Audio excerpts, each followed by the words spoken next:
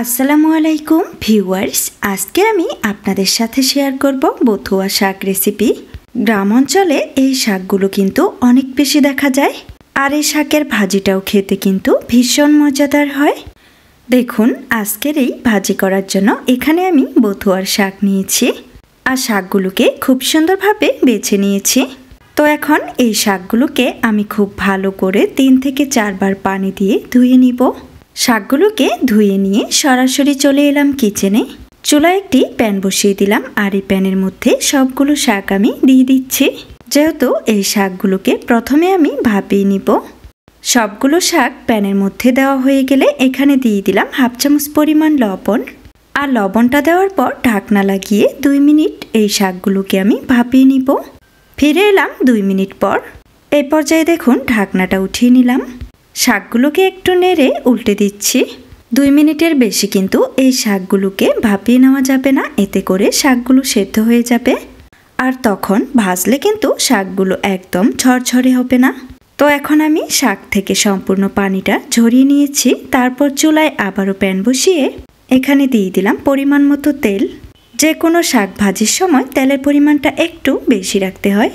তো তেলটা একটু গরম হওয়ার পর এখানে দিয়ে দিলাম মিডিয়াম সাইজের একটি পেঁয়াজ কুচি, সাথে আরও দিয়ে দিলাম 4-5 কোয়া রসুন কুচি। তারপর এগুলোকে একটু লালচে করে ভেজে নিয়ে এখানে দিয়ে দিলাম 2টো শুকনো মরিচ। মরিচগুলোকে আমি মাঝখান থেকে ভেঙে দিয়েছি। এরপর এগুলোকে আবারও একটু নেড়েচেড়ে ভেজে নিয়ে এখন এখানে দিয়ে দিলাম ফালি করা কাঁচামরিচ। আজকের এই শাক ভাজিতে আমি 4 থেকে 5টির মতো কাঁচামরিচ ফালি করে দিয়ে দিয়েছি। তবে ঝালের পরিমাণটা আপনারা আপনাদের পছন্দ অনুযায়ী অ্যাড করবেন। মরিচ ফালিগুলো এখানে দেওয়ার পর আবারও নেড়েচেড়ে সমস্ত কিছু একসাথে ভেজে নিচ্ছি। একটু কিছুক্ষণ নেড়েচেড়ে এগুলোকে ভেজে নেওয়ার পর পেঁয়াজ, রসুন এবং মরিচের মধ্যে যখন খুব সুন্দর একটি কালার চলে আসবে, এই পর্যায়ে এখানে দিয়ে দিচ্ছি বথুয়ার শাকগুলো। আর শাকগুলোকে ঠিক আমি কিভাবে ভাপিয়ে নিয়েছি আপনারা সেটি দেখে নিশ্চয়ই বুঝতে পেরেছেন। এখনও কিন্তু শাকগুলো একদম ঝরঝরে অবস্থায় রয়েছে। তো এখন নেড়েচেড়ে সমস্ত কিছু একসাথে মিক্স করে দিচ্ছি, আর এভাবেই নেড়েচেড়ে শাকগুলোকে একটু কিছুক্ষণ ভেজে নিব।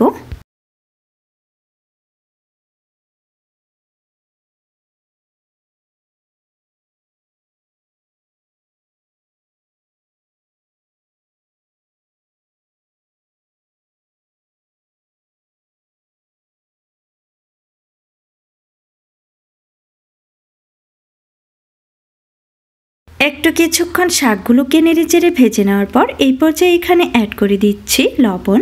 শাকগুলো ভাপিয়ে নেওয়ার সময় আমরা যেহেতু লবণ ব্যবহার করেছিলাম, তাই জন্য এখানে লবণটা চেক করে তারপর দিবেন। তো এই শাকের মধ্যে আমি সামান্য পরিমাণ লবণ দিয়ে দিলাম। তারপর আবারও নেড়েচেড়ে মিক্স করে দিচ্ছি।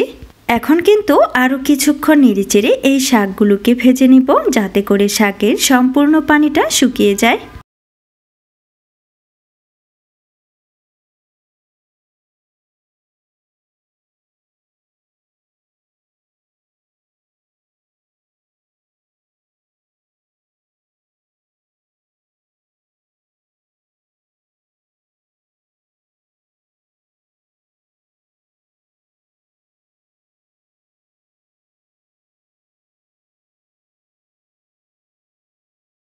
কিছুক্ষণ নেড়েচেড়ে শাকগুলোকে ভেজে নেওয়ার পর ঠিক এই পর্যায়ে দেখুন, আমার এই শাক ভাজিটা কিন্তু সম্পূর্ণ হয়ে গিয়েছে।